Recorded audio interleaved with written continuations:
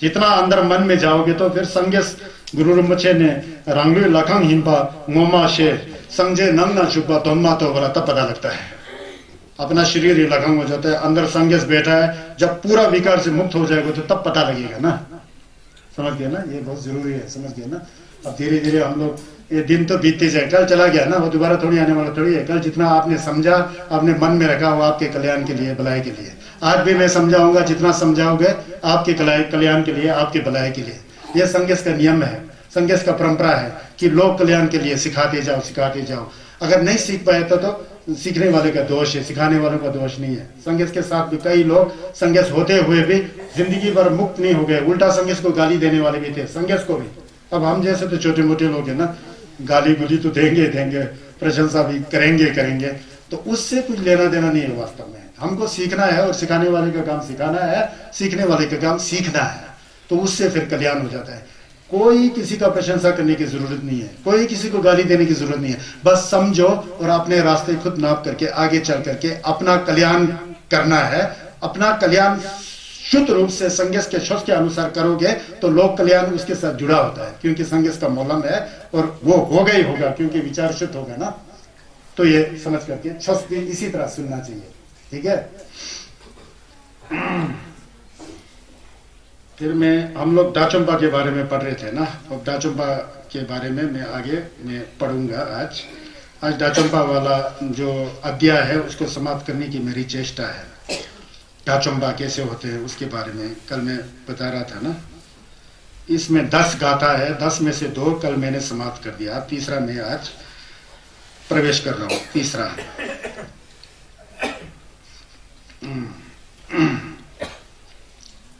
강라 송조 요면신 강기 용수 나와초 강기 조율 똥니당 셈메 넘버 थरपाते देनम गोपंग नमखाला जलम जिंदु शेप्रका बोलते हैं। अब दाचंपा के बारे में बोलते हैं। दाचंपा मतलब नमलेम्पा, संगेस जंगचुक सेम्पा की तरह ही समझ लो। वो जब वहां पहुंच गए होते हैं, ये सुन जो है संगे चुमले ने नेयत में दिया था, नेयत दोनों में नेयत में कमला सोंजो योमिन जी, जो अपने लिए धन को इकट्ठा नहीं करता है। दाचंपा जो होता है ना, अपने लिए धन को इकट्ठा नहीं करता है। मतलब अब क्या पता, अभी सब कमा लेते हैं, जिंदगी भर खाने के लिए अभी मौका है, कमाते हैं, वो क्या हमारे संसार में तो ऐसा चलता है ना, पहले कमा करके चलते हैं। अब जो गेलोंग नंबर तकबा होते हैं, छसपा चाहे गृहस्थ होता है, नंबर तकबा होता है, वो आज का आज खा लेता है, कल का कल खा लेता है, वो इकट्ठा करता ही नहीं है। ऐसा चरित्र वाला होते हैं, बोलते हैं कांगला सोंजो योमिन जी कांगी योंगसु नंगवा जोंग बोलते हैं, जिसका चरित्र जो है बिल्कुल शुद्ध होता है। मतलब चरित्र शुद्ध होने पर भोजन पर भी उनका नियंत्रण होता है, सम्यक आजीविका बोलते हैं। इतना खाएंगे, जो शुद्ध पुरुष होते हैं, बुद्ध पुरुष होता है, अरहत पुरुष होते हैं, वो इतना खाते हैं कि जितना उनको जरूरत है। वो जीने के लिए खाते हैं, खाने के लिए नहीं जीते।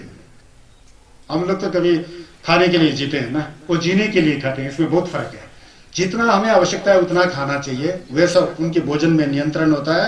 और क्या कहते हैं, उनका चरित्र शुद्ध होता है। डांगी चोयु तोंगी डांग, जिसका मन जो है पूरा दुनिया के असलियत को जान करके, सब शून्य है, सब अनित्य है, सब मितक पता लग चुका है, उसके बीच में नमतो तो होता नहीं है।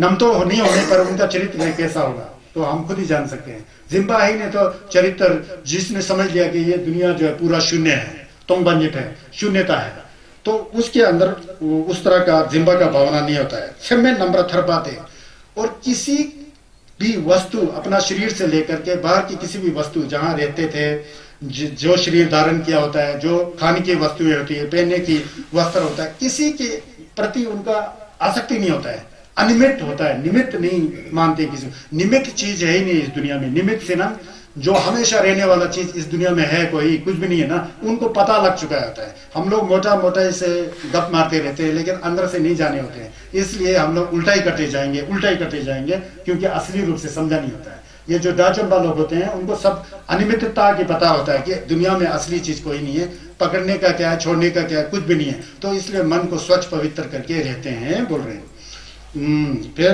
तेनम गोफंग नमकाला जलम सिंधु शिवराजा, बस वो लोग जब विपश्यना में पके होते हैं तो बस स्वच्छ आकाश की तरह, क्या है दुनिया, स्वच्छ आकाश की तरह, नमखा तंगमा दो, नमका जब साफ सुथरा होता तो कितना है, कहाँ है नमका पता ही नहीं होता है, कहाँ से शुरू हुआ कहाँ चला जाता है। इतना गहराई में जब होता है उनका चित्त तो स्वच्छ आकाश की तरह होता है। वो लोग किस तरह से विचरण करते हैं, जो आकाश में उड़ते हुए पंछियों की तरह। उनका गति क्या होता है हम उसका अनुमान नहीं लगा सकते हैं।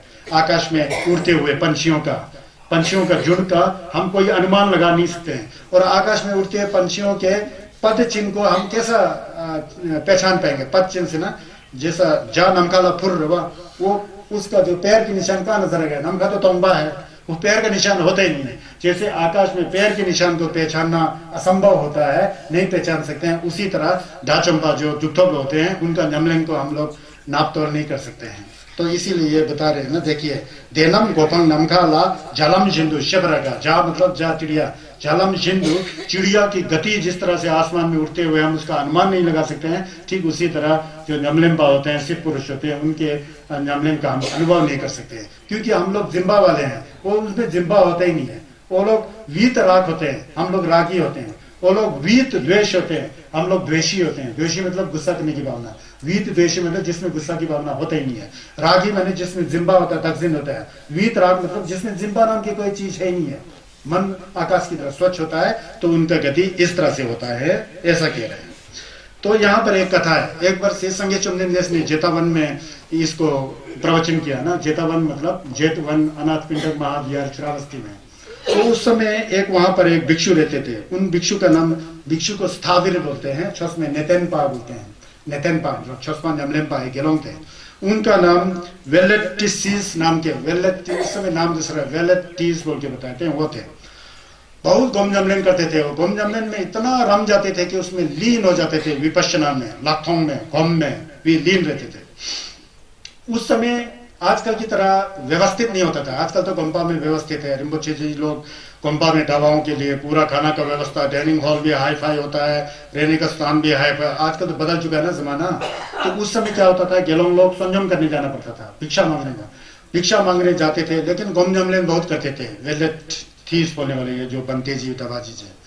अब संयम के लिए गए। एक दिन संयम जाकर के कुछ आटा चावल क्या मिला होगा उसको लेके वापिस आ रहे थे।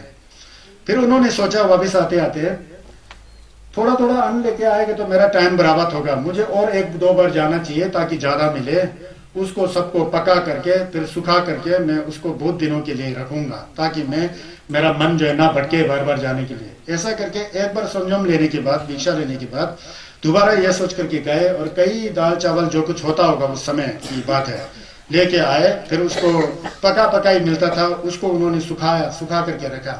फिर नीचे घूम करके बेचे, सुखा करके रखे, घूम करके। जब भूख लगता था जो सूखा वाला है ना, उसको ले करके उबला पानी में भिगो करके खाते थे, फिर घूम लगाते थे। फिर वो जब भूख लगता था, भूख हमेशा तो नहीं खाते थे। आज 11 बजे खा लिया तो कल 11 बजे तक तो खाते नहीं थे। सुबह से थोड़ा ब्रेकफास्ट, रात का खाना तो खाते नहीं है केलोंग भिक्षु लोग। आजकल उसको आप देखना चाहते हैं तो बर्मा जाओ, श्रीलंका जाओ, थाईलैंड जाओ, वहां के दावाजी लोग नहीं खाते। विपश्यना में आप लोग नियम का पालन करते हो ना, वो 12 महीना चलता है वहां, समझ गए ना। तो इसीलिए वो अतुलनीय देश है। तो ऐसा करके खा रहे थे। फिर नियम के अनुसार विनय जो दुलवा बोलते हैं, संगेस के दुलवा के नियम के अनुसार जो रब्जुम के लिए बनाया होता है, उसके अनुसार जो है खाना को भी इकट्ठा नहीं कर सकता है, धन को भी इकट्ठा नहीं कर सकता है। दूसरे लोग जल गए जो गोम जमलेन वगैरह नहीं करते थे, होता है ना मंदिरों में लामा डावा लोग, भिक्षु लोग। तो उन्होंने संगेस से शिकायत कर दी, ये जो वेलेथीस नाम का जो भिक्षु है, ये तो धन इकट्ठा करके रखा है, फिर वहां से निकाल के खा रहा है, संयम जाना ही छोड़ दिया इसने। तो ऐसा बोल के कंप्लेन कर दिया संगेस को, शकेत हुआ को। शकेत हुआ जी अपने ज्ञान चक्षु से देखते हैं तो वहां कोई गलत नहीं है। तो उन्होंने सब भिक्षुओं को इकट्ठा किया और समझाया, देखो जो अरहत पुरुष होता है, जो अरहत पुरुष होता है, सिद्ध पुरुष होता है, जो महान पुरुष होता है, जिसके अंदर राग नहीं होता है, वीत रागी होता है, वीत द्वेषी होता है, वीत मोह होता है, जिसके अंदर दोछा जेतन तिमुख ठादक नजर कुछ भी नहीं है, स्वच्छ आकाश की तरह विचलित करता है, जिसको अनित्य का पूरा, मितक्पा का पूरा नमलन सिद्ध हो चुका है, उसके लिए ये तुम लोग शिकायत कर रहे हैं, ये ऐसा नहीं है। ये इसलिए ये भोजन इकट्ठा करके रखा कि इसका मन की जो विचार जो अलग है, उसको जिम्बा का विचार नहीं है। इसने सोचा कि अगर बार बार जाएगा तो गोम जमलेन करने का समय बराबर हो गया। उस शुद्ध मन से इकट्ठा किया हुआ है, इसमें कोई दोष नहीं है। अनाप शनाप शिकायत मत किया करो, तुम लोग भी इनकी तरह बनो, विलेथीस गेलोंग की तरह बनो। आप लोग कंप्लेन करने में लगे हो, ये उचित नहीं है बोल के संज्ञस ने इस संदर्भ में ये गाथा को कहा। समझ आया ना? तो यह है वो बेचारे क्या किए, वो सिद्ध पुरुष तो टाइम को बचाने के लिए बार बार जाएगा तो फिर कुछ दिखाई देगा, मन भटक जाएगा ना, नहीं भटकाने के लिए जब भूख लगे तो वहां से निकाला, पानी में डाल के खाते खाते ऐसा करके बाद में अरहत हो गए, बाद में डाचंपा हो गए। तो इस दृष्टि से बता रहे हैं। आजकल तो सब बैठने से पहले बहुत कुछ जमा करना पड़ता है ना, फिर अच्छा क्वालिटी का नहीं था, ये कौन खाता है रे? तो केलोंग लोग कभी नहीं कहते थे। एक बार मैंने घोड़े का दाना, भगवान बुद्ध खुद नहीं खाया, नहीं बताए थे, घोड़े का दाने भी खा करके संज्ञस कुछ भी नहीं सुना, हंसते रहते थे, मुस्कुराते। संज्ञस का गुण ऐसा होता है, संगस का यंत्र में ऐसा होता है। अब आगे चलता हूँ, चौथा गाथा में पहुंच गया, 10वां में। कांगी जपा योंगजे चिंग सेला शेम्पा योमा हिन कांगी चोयुल तोंगी तंग छेम्बे नंबर थरपाते देनम गोफंग नमखाला जलम जिंदु शिप्रका बोलते हैं, जलम जिंदु शिप्रका। अब जो डाचंपा होते हैं, सिद्ध पुरुष होते हैं, जो विपश्चना सिद्ध करके पूरा मुक्ति के स्थान पर पहुंच गए होते हैं, उनका क्या होता है, कांगी सकपा योंग जिकपा, जिसने जो है पूरा नम तो छोड़ चुका है, स्वयं के अंदर नम तो है ही नहीं है, त्वचा भी नहीं है, शेतंग भी नहीं है, तिमुक भी नहीं है, कोई भी जोमुंग नहीं है, नम तो नहीं है, सब कुछ छोड़ चुका है। तो इस तरह का जो होता है जेला शेम्पा योमाही, उस तरह के जो गेलोंग होता है, डाचंपा होता है, उसको जो है वो नहीं होता है, क्या जिम्बा नहीं होता है, शेम्पा नहीं होता है। कांगी सकपा योंग से चिंग सेला शेम्पा योमाहीन, जो सिद्ध पुरुष होता है वो होता है क्या थे, जिसके अंदर बिल्कुल राग द्वेष मोह आदि क्लेश बिल्कुल नहीं होता है, वही त्वचा चाहिए शेतांग नहीं चाहिए वाला भावना, नहीं चाहिए बोलते समय गुस्सा आ रहा होता है, चाहिए होते समय जिम्बा होता है। तो उसके अंदर जो तिमुख है, मैं कर्म फल को नहीं मानता हूँ, बुद्ध को नहीं मानता हूँ, यह है। फिर दूसरों के धन दौलत को देखकर ईर्ष्या, अहंकारी, मैं बड़ा तू छोटा, ये सब जो दुनियादारी है ना, ये सारी चीजें उस अरहत के दिमाग और मन में होता नहीं है, क्योंकि शुद्ध हो चुका है। कांगी सकपा योंग से चिंग जेला शेम्बा योमाही, जो भी वस्तु है, खाने पीने का है, पहनने का है, रहने का स्थान है, किसी वस्तु के प्रति उनका आसक्ति नहीं होता है। किसका? डाचंपा, जो सिद्ध पुरुष होते हैं। कांगी चोयुल तोंगे तंग, क्योंकि उसने समझ लिया कि ये दुनिया जो है सपना की तरह है, पानी की बुलबुली की तरह है, अनित्य है, अनत्ता है, दुखा है। मैंने बताया ना, अनित्य मतलब क्या है, मितकवा है, दुखा मतलब क्या है, दुंगल है, अनत्ता मतलब क्या है, मैं मेरा कहने की चीज को यही नहीं तो किसको मेरा कहे, किसको मैं कहूं। ये तो व्यवहार में चलता है, मिलम की तरह मैं हूं, मिलम की तरह मेरा है, असलियत में मैं मेरा तो होता नहीं है। तो वो सब जान करके उनका मन जो है बिल्कुल मितकवा में स्थापित होता है, अनित्य को जान चुका होता है, विपश्चना पूरा सिद्ध कर चुका होता है। छेम्बे नंबर थरपाते, और विमुक्ति के ऊपर वो लोग अग्रसित होते हैं।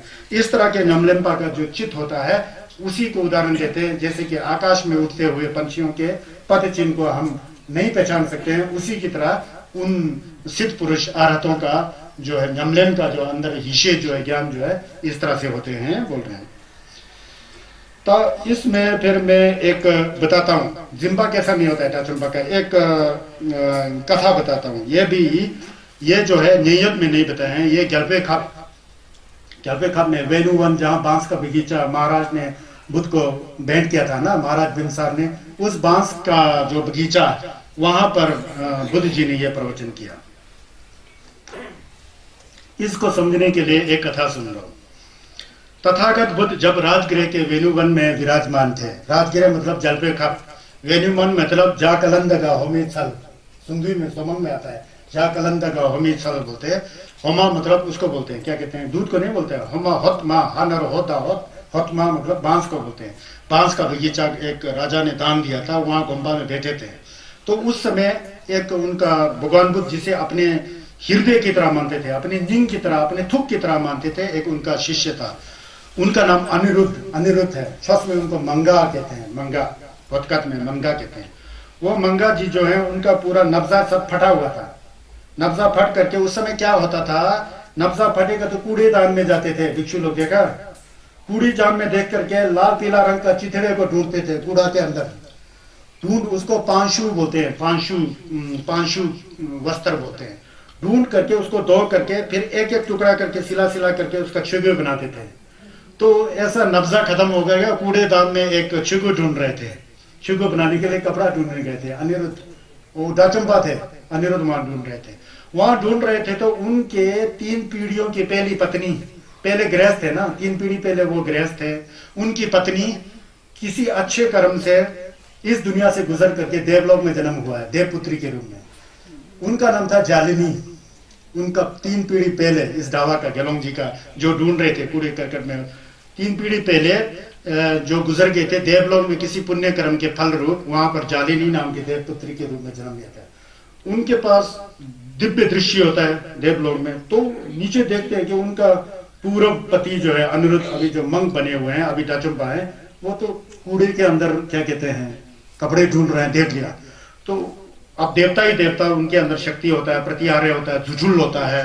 तो उन्होंने क्या किया, एक बहुत अच्छा सुंदर वस्त्र जो है कूड़े के अंदर छुपा दिया किसी दूसरे दृष्टि से।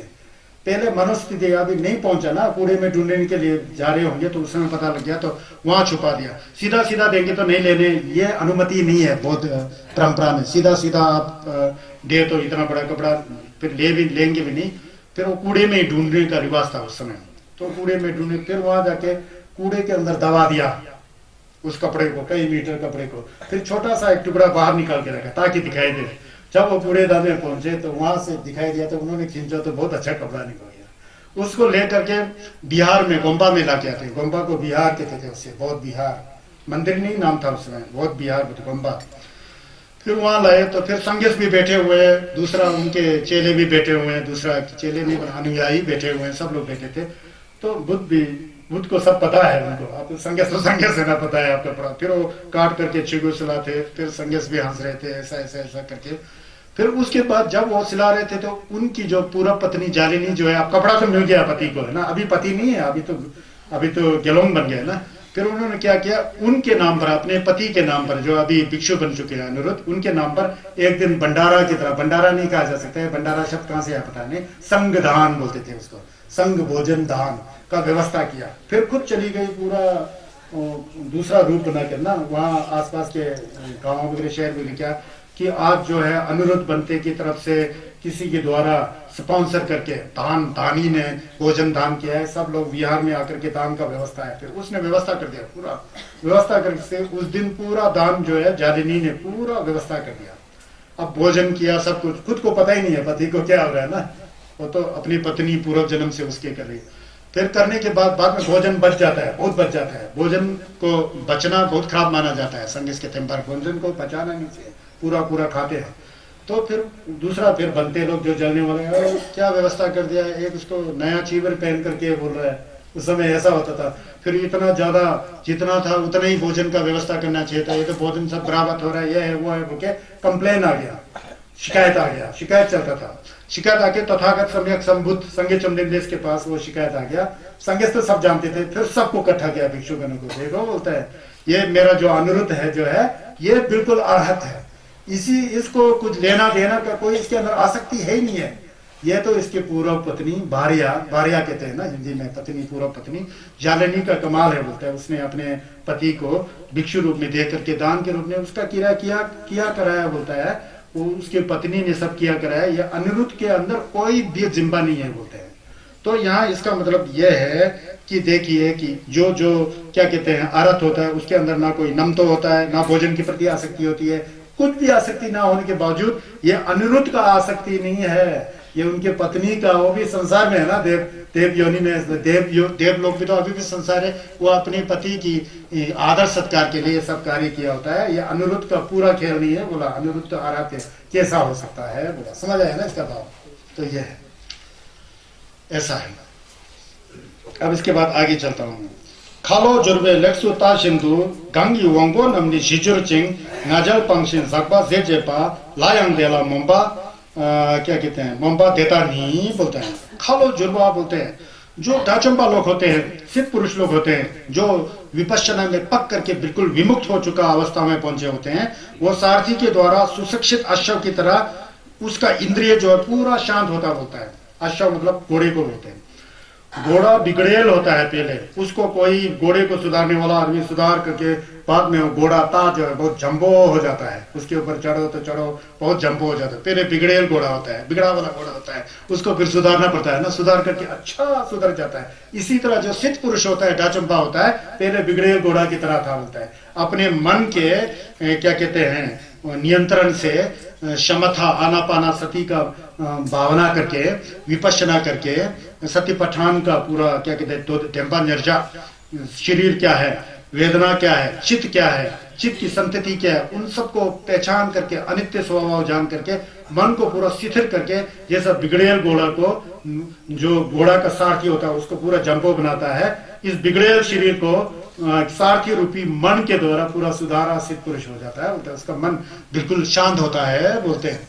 तो डाचंबा जो है थालो जुर्वा लेगदुलता जिंदू सता घोड़ा है ना, ता जिंदू गंगी वांगो नमनी जिजुर्बा, जिसका पूरा इंद्रिय शांत है, आंग शांत है, कान शांत है, जीव शांत है, शरीर शांत है, मन भी पूरा शांत है बोलते हैं। पूरा शांत ही शांत, पूरा प्रसब्धि ही प्रसब्धि, प्रीति ही प्रीति, प्रमोद ही प्रमोद, पूरा पुल्लिक रोमांचित होते हैं लोग, समझ गए ना, उसके प्रति भी उनका कोई आसक्ति नहीं होता है। तो इस तरह के होते हैं।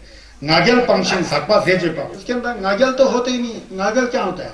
नागेल से ना अहंकार, अहं किसे कहते हैं? मैं, कार मतलब उसको पकड़ना, अहंकार, मैं हूं, मैं होगा तो फिर मेरा भी होगा, फिर मेरा मेरा मेरा मेरा। हकीकत में मेरा जिसे कहते हो वो खत्म होने वाली चीज है, अनित्य है, मितकता है, एक दिन खत्म हो। जिसे तुम मैं करके पकड़ के रहे हो वो मैं भी कहाँ रहने वाला। जब तुम्हारा शरीर ही छूट जाए तो मैं तो सब आग में भस्म होकर खत्म हो जाता है ना।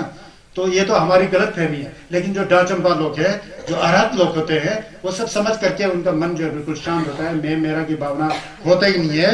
और जकपा जे पास जकपा होते नहीं। जकपा क्या होता है? त्वचा शेतंग मुख ठो नजर।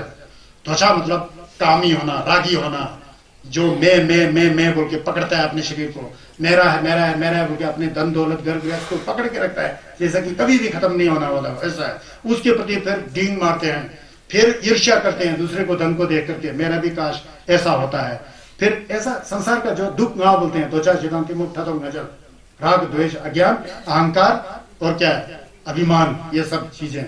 तो ये सब चीजें खत्म हो जाता है। तो इस तरह से जो जिसके मन में ये चीजें सब खत्म होकर के बिल्कुल शांत शीतल जल की तरह एकदम पवित्र शुद्ध मन वाला होता है, उसे तो देवता भी क्या करते हैं? पूजते हैं बोलते हैं संजय से। इस तरह के सिद्ध पुरुष को, डाचंपा को, जंगजुत्संपा को देवता लोग भी पूजते हैं, देवता भी प्रशंसा करते हैं बोल के ऐसा बताया जाता है। अब इसको भी एक कथा से सुन लो। भारत बहुत विचित्र देश है और बहुत अच्छी, क्या कहते हैं, भारत का संस्कृति इतना गंभीर है, ये है वो है। भारत में जब बुद्ध काल में थे ना, इतना सुंदर वातावरण रहा होगा, इसमें कोई दोष नहीं है, इसमें कोई संदेह नहीं है। जब संगेश चंदेदे का तेनबार मचे यहाँ 1000 साल तक चलाना, उस समय भारत कैसा रहा होगा? बहुत सुख शांति होगा ना। सब लोग संगेश के छस को जानते थे, कितना अच्छा वातावरण होगा। जिसने इस भारत देश से बौद्ध धर्म को जड़ से उखाड़ के फेंका, उसका क्या दुर्दशा हो रहा होगा। और आजकल भी हो रहा है ना।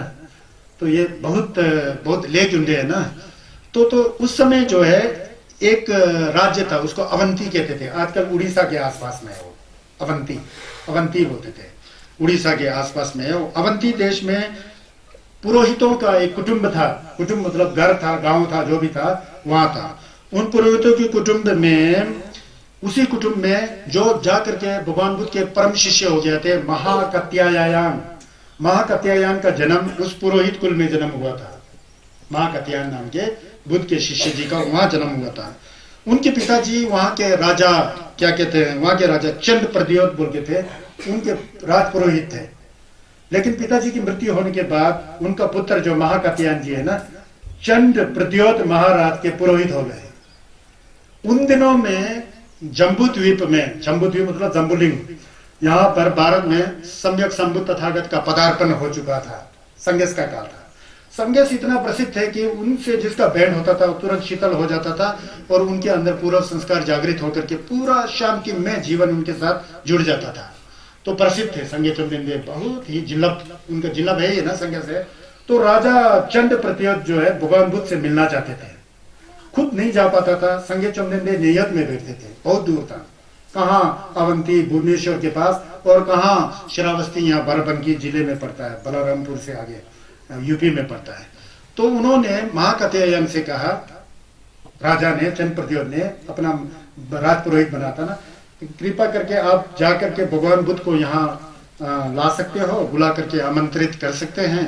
तो महाकत्यायन कहते हैं कि महाराज आपका आदेश है तो मैं जाने को तो जाऊंगा, लेकिन ये कोई निश्चित नहीं कि मैं वापस आऊं, कहीं मैं वहीं प्रवर्जित हो जाऊं, उनके वहां वहीं ढावा हो जाऊं, इसका कोई गारंटी नहीं दे सकता है। अगर आप यह अनुमति देते हैं तो मैं चला जाऊंगा। तो चंद प्रद्योत महाराज जी कहते हैं कोई बात नहीं, आप जाओ, लेकिन बुद्ध को यहाँ लेके आइए आप, मैं बुद्ध का दर्शन करना चाहता हूँ। संगेश का फिर चला जाता है महाकत्यायन, कई महीने लग जाता है, जग करके जेतवन महाविहार अरहत पिंडक श्रावस्ती में पहुंचते हैं। बुद्ध को नमस्कार करते हैं, 3 बार प्रदक्षिणा करते हैं, प्रदक्षिणा कोरा को कहते हैं, 3 बार कोरा करके नमस्कार करके बुद्ध से पूछते हैं ऐसा। लेकिन वहां पर संगेश के हाव भाव को देखकर, उनका शीतल ज्ञान दृष्टि, करुणा का अनुभव करके वो जो है वहीं प्रवर्जित हो गए, केलोम हो गए। कत्यायन केलोम होकर के पूरा जन्म का संस्कार रहा होगा, तुरंत परियत्ति सुना बुद्ध जी से, प्रवचन सुना, विपස්සना सतिपठाना हो या जो भी हो, खंड सूत्रा हो या जो भी हो, अनंत खंड सूता वो क्या होते हैं, वो सुने उन्होंने, प्रवचित के सुन करके उनका मन परिवर्तित हो गया। बुद्ध को बुला नहीं पाए, वो वहीं से ही अपने उस तरफ नहीं जाकर किसी दूसरा जंगल की ओर चले गए, दम्बा लेकर के, परियत्ति मतलब प्रदीक्षित होकर के वहां से चले गए। तो कुछ क्षणों के, कुछ महीने के बीच में ही गोमजमन करके, विपස්සना करके, गोमजमन करके आरत हो गए, महाकत्यायन आरत हो गए। तो आरत होने के बाद संगे चुमनिंदे श्रावस्ती में बैठे थे, अपने दिव्य चक्षु से देखते हैं, यमलन करके देखते थे ना, संगे दिखते हैं कि वो कत्यायन तो वहां आरत हो गए। शारिपुत्र को भी पता लगा, उनके अंदर भी दिव्य चक्षु था, ज्ञान चक्षु, तो उससे देखते शारिपुत्र को लगा कि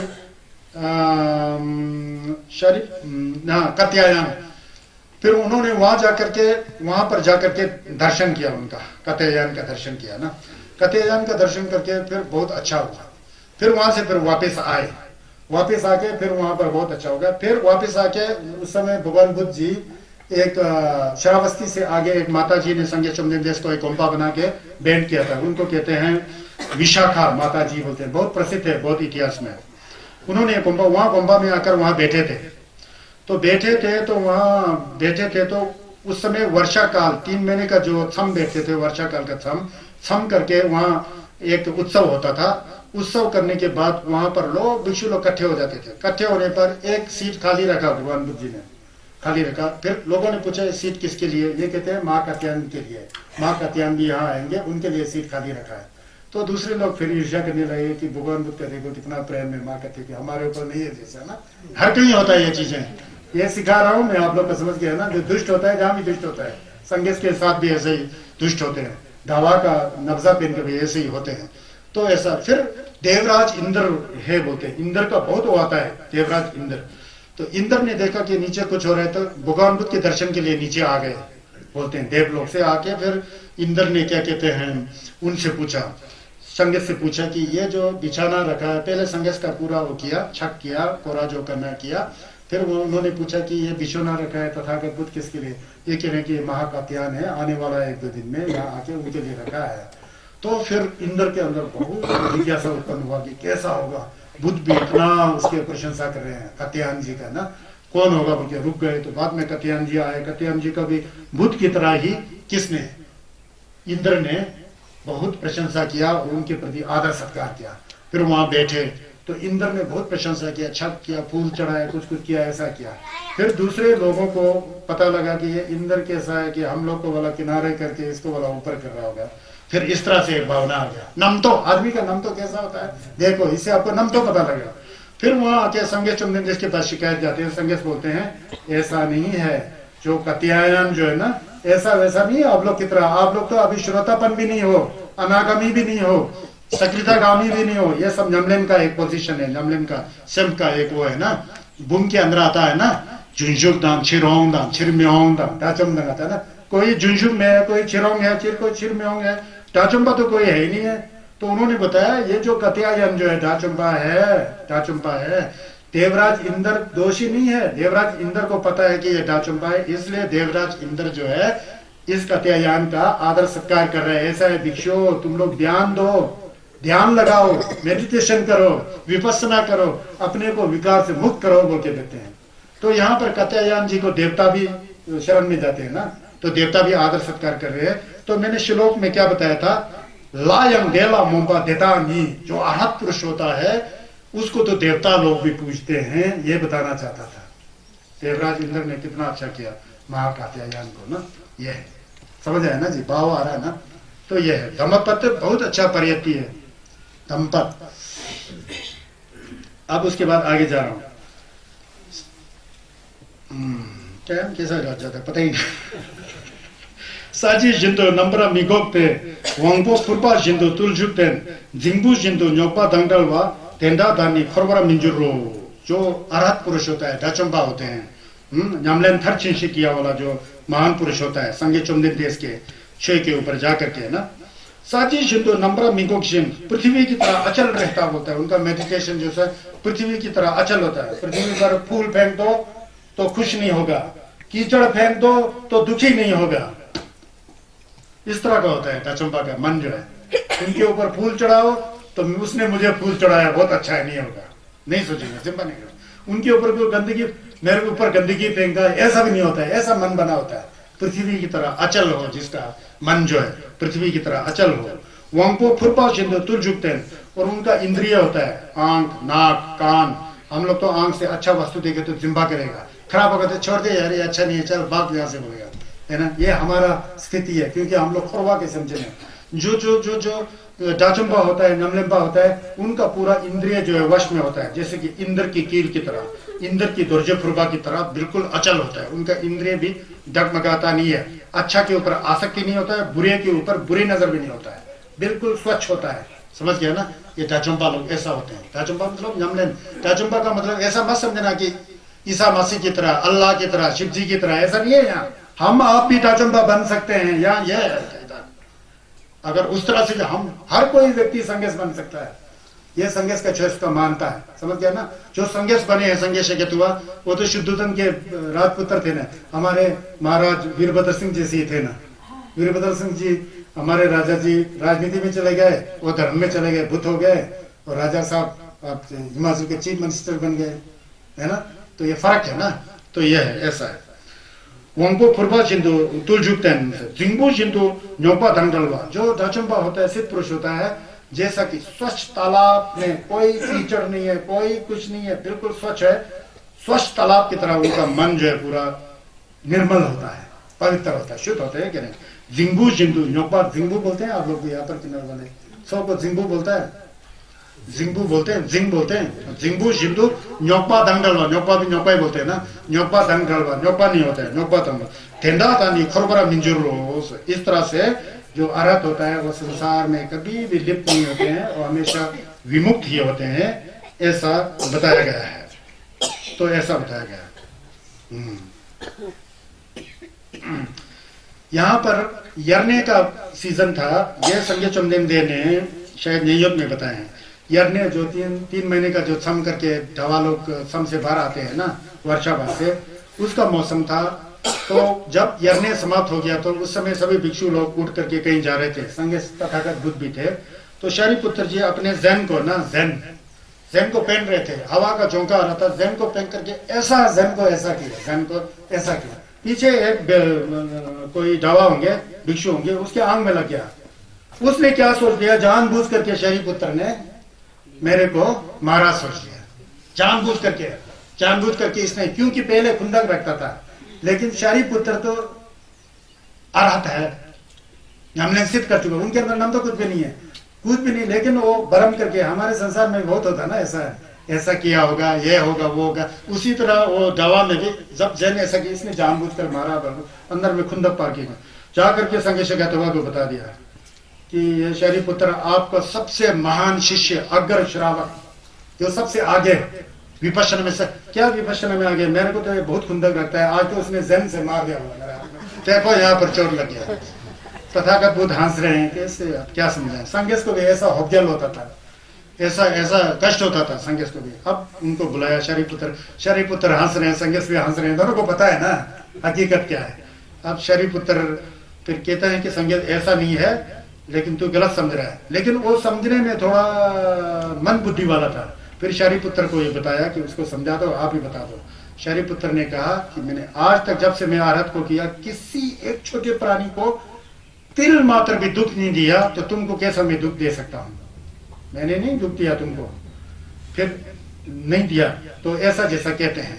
तो फिर संगस कहते हैं कि कैसा हो सकता है, शरीपुत्र आराध है, आराध होते हुए तुम्हारे को कैसे चोट पहुंचाएगा, ये तो हवा का झोंके से लगा होगा। इतना भी नहीं समझते वो कि संगस बोलते हैं। फिर शरीपुत्र कहते हैं मेरा स्थिति ऐसा वो नहीं मान रहा है। देख बोला तू अभी नए नए हो, अब बोलना पड़ता है कभी कभी उन लोग को। मेरा स्थिति ऐसा है, भगवान भी बैठे हैं, मेरा स्थिति ऐसा है कि उस पृथ्वी की भांति है जो अचल होता है। फूल डाले तो मुझे उस पृथ्वी को आसक्ति नहीं होता है। फूल फेंके, गुलाब का फूल, सुगंध फूल पृथ्वी के ऊपर फेंके तो पृथ्वी को क्या है, उसको तो फूल फेंको या उसके ऊपर विष्ठा या गंदी चीज फेंको तो कुछ फर्क नहीं पड़ता ना। मेरा स्थिति ऐसा हो चुका है, यंग मंग बोलते हैं नए भिक्षु, मेरा स्थिति ऐसा है, पृथ्वी की तरह है। मुझे कोई फूल चढ़ाए, मेरे ऊपर कोई गंदगी फेंके, मुझे फर्क नहीं पड़ता है। मैं तो फकीर हूँ, मैं तो गरीब हूँ, मैं तो पृथ्वी के को पहुंचने वाला पहुंचा जैसा हूँ, ऐसा बोलते हैं शरीपुत्र जी। ज्ञानी थे ना। मैं तो बिना सींग वाला बैल हूँ। सींग वाला बैल हो तो मार देगा ना, अब बिना सींग वाला बैल की तरह क्या बोल रहे हैं ऐसा। फिर तथागत ने समझाया, देखो ऐसा ऐसा समझा करके उस दृष्टि से अभी ये बोलते हैं अरहत में मतलब आसक्ति नहीं होता है, जिम्बा नहीं होता है।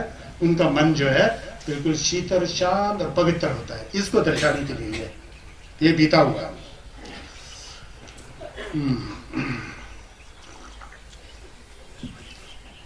देई निजुरचिंग नादांग लेची शिवरजुर यंगदा शेबे नमडोलवे नेवरा जेवा दंडा नीसन। जो अरहत हो चुका होता है, डा चंबा होता है। अरहत में डा चंबा, डा मतलब दुश्मन, चंबा मतलब जिसने भगन कर दिया, खत्म कर दिया है। सबसे बड़ा दुश्मन कौन है, हमारा मन है बोला ना। संगेश के छोस में सबसे बड़ा दुश्मन हमारा मन है। बाहर वाला दुश्मन हमने बनाया होता है। सबसे पहले तो मन है दुश्मन। दुख जाए सोच लिया ना मन ने, उसको दुख जाए समझ लिया, अच्छा होगा तो मन ने बना लिया ना तुमने। वो आदमी खराब होगा वो मन ने बनाया। वहां रेवत के अंदर पूरा ज्ञान जागृत हो गया। दादी जी सब ये देखो, ये दादी जी पूरा शरीर झुका हुआ है, झुर्रियां है, सफेद बाल है, आंख से दिखाई नहीं दे रहा। ये मेरा ये लड़की भी तो ऐसा ही होगा ना बाद में, जिसके साथ मैं शादी करने जा रहा हूँ, इसका भी तो यही हाल होगा बाद में। मैं भी तो वहां ज्ञान आ गया, उनको ज्ञान, वही ज्ञान आ गया, अनित्य का भाव दिलवा होगा ना उस परिवार से। संगीत का जो उसका ज्ञान आ गया, मेरे पत्नी में तो ये दादी जैसा हो जाएगी। वहां से भागा क्या वहां से सब छोड़ छोड़ के भागा, बाद में लोग ढूंढने लगे, मिला ही नहीं। वहां से प्रेरणा मिल गया उस वार्तालाप से, भागा, भाग करके संगेश के पास पहुंच गया। शरीपुत्र खुश, बस तुरंत बाल काटा, बस शरीपुत्र ने अनुमति दिया, बस भिक्षु बन गया। ये जो है वहां से दीक्षा लेकर के मतलब जंगल में जाने के लिए, जंगल में जाते हैं, उनको दुतंग मेडिटेशन बोलते हैं। बहुत प्रयत्न के साथ मेडिटेशन करना पड़ता है उसको, दुतंग विपश्यना का ये अंश है। दुतंग मेडिटेशन करके वो रात हो गए सही में। जब वो दादी वाला बात चला था, वहीं श्रोतापन जैसा अनुभव हो गया उनको। रेवत भाग गया तो वहां फिर दवा बन गया। तो फिर मेडिटेशन किया तो आरत हो गया जंगल। फिर वहां पर शरीपुत्र जाते हैं देखने के लिए, बुद्ध भी जाते हैं।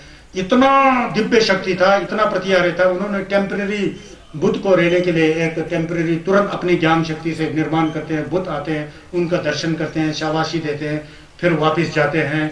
तो इस तरह से वो रेवत ऐसा बन गया होता है। तो जहां पर वो जंगल में रहते थे ना, उस जंगल में चिड़िया से लेकर पशु पक्षी से लेकर सब शांत, पूरा जैसा कि मेडिटेशन कर रहा हो, चिड़िया वगैरह जितना भी पशु पक्षी शांत होकर के ऐसा वातावरण हो गया। संगस ने कहा देखो यह है पुण्य का फल, ऐसा होता है। फिर शरीपुत्र ने बाद में जाकर माता जी भी को किया था ना, मैं पहले कथा सुनाया था ना, माता जी भी तो कर दिया था जब परिनिर्वाण होने को आता था। तो यह है, कहने का मतलब यह है कि जहां पर अरहत होते हैं ना, चाहे गांव हो, नदी नाले हो, चाहे क्या कहते हैं एकांत जगह हो, शहर हो, वो स्थल पूरा रमणीय हो जाता है, जिल्लभ वाला हो जाता है। पता लग गया ना? तो यह है, ऐसा कहता है। मैं बहुत खुश हूँ। और एक बच गया है, ये चैप्टर खत्म होने वाला है ना, फिर उसके बाद कल फिर बहुत अच्छा है, कल वाला तो बहुत अच्छा है। 1000 बातों में से एक बात याद रखो बोलने वाला चैप्टर आ रहा है। 1000 बेकार बातों से एक बात जो है आपको निर्भु बना सकता है, जो कल का चैप्टर करूंगा। और एक इसको समाप्त करता हूँ। गांगदू चेवो मिंगा वे कोम्बा नमनी नमगाते दोपा जिंबू मिसल वे दोचा ढलते ढलवा थे नमघा बोलता है। ये उसी के संदर्भ में ही है, ये मैंने कथा बोल चुका हूँ। कहते हैं कि गांगदू चेवो मिगावे, जहां सामान्य लोगों को अच्छा नहीं लगता है, सामान्य लोगों, हम आप जैसे लोगों को अच्छा नहीं लगता है, ऐसा एकांत स्थल जो डाचंबा होता है, जो वीतरागी होता है, जो नमलिम्बा होता है, उनके लिए बहुत अच्छा होता है शुरुआत में, है ना। जो हमें अच्छा नहीं लगता है तो उनको अच्छा लगता है, शुरुआत भी नहीं, कभी पका होना चाहिए, रमणीय लगता है। तो क्योंकि वीतरागी काम भोगों के पीछे नहीं दौड़ते हैं, जो वीतरागी होते हैं, जो दोछा छिदंग के मुख से हट करके पूरा अपने को मुक्त होने चाहते हैं, वो काम भोग विलास युक्त जगहों में नहीं रहते हैं। तो यहाँ भी एक कथा आता है, एक भिक्षु थे, पिंडपात। पिंडपात मतलब क्या होता है? लुंगजत को पिंडपात बोलते हैं, जो संगस का वो नहीं है लुंगजत, भिक्षा पात्र, उसको पिंडपात। वो भोजन के लिए जाते हैं लोग, उसमें पात कर मतलब उसमें डालते हैं ना, पात मतलब पतित होना, गिरना। क्या गिरता है उसमें? भोजन गिरता है। दरवाजा के आकर खड़े हो जाते हैं, लोगों के घर में क्या पका होता है वो दान में देते हैं, इसलिए पिंडपात होते हैं। पिंडपात एक भिक्षु थे, वो भिक्षु बड़ा क्या कहते हैं वो करते थे, क्या कहते हैं, मेडिटेशन करते थे, विपश्यना करते थे, जंगल में बैठते थे। उस जंगल में, एकांत जंगल में, बहुत सुंदर था, बगीचा की तरह। वहां पर एक गांव की वेश्या थी जो उल्टा काम करते, वेश्या पता है ना, वेश्या थी। उस वेश्या ने एक मर्द से मिलने का वादा किया था इस जंगल में। वो वेश्या जो उस जंगल में जाती है, जंगल में जाती है तो उसको आने के इंतजार में आता आता वो किसी कारणवश नहीं आ पाया। वो मर्द वो वहां घूमते थे, कहाँ गए, तो उस भिक्षु के सामने आ गई जो घूम पिंडपात वाला जो भिक्षु है ना, ढावा के पास आ गया। वहां पर उसके सामने जो उल्टा फुल्टा कुछ रंगीला नाटक करने लग गया। इससे वो भिक्षु जी पिघल गए, बोलते हैं ना, कुछ उल्टा काम करने के लिए जा रहे थे तो पिघल गए, तो डर जैसा लग गया। आप कुछ मेडिटेशन से उठकर उस समय संगे चंदन का दिव्य दृष्टि पड़ जाता है। तो संगस ने देखा कि मेरे भिक्षु के ऊपर आपत्ति है। फिर संगस अपने शरीर से पूरा तरंग छोड़ते हैं, क्योंकि कहीं पका हुआ है ना, तरंग छोड़ के फिर उसको बचा लेते हैं। बचा करके वो बाद में अरहत हो जाता है, अरहत हो जाता है। तो यहाँ ये बताता है कि जो भी जगह हो जो सामान्य लोगों के लिए अच्छा नहीं हो तो भिक्षुओं के लिए अच्छा होता है। फिर भी वहां पर कोई इस तरह से क्या कहते हैं गलत घटना घटने की संभावना हो, अगर आपके मन से संगस के प्रति तत्पा वाला और शुद्ध पवित्र वाला हो तो संगस का जिल्लम वहां आ चुका होता है, क्योंकि आप खुद ही रेडी हो ना, आपका मन बहुत प्रयत्नशील है वहां है। इस तरह से 80% आप रेडी हो, 20% में आपका टमाटोल होता, वहां का संगस का जिल्लम आपको सहायता करता है। हम लोग क्या सोचते हैं कि हम लोग किया कुछ नहीं होता, पहले से संगस के जिल्लम का आशा करते हैं, वहां का संगस का जिल्लम नहीं मिलता है, समझ गया ना। तो यह है, ये अरहत वाला ये खत्म हो गया। कल मैं हजार बातों में से एक बात शुद्ध क्या होता है उसके बारे में कल मैं बताऊंगा।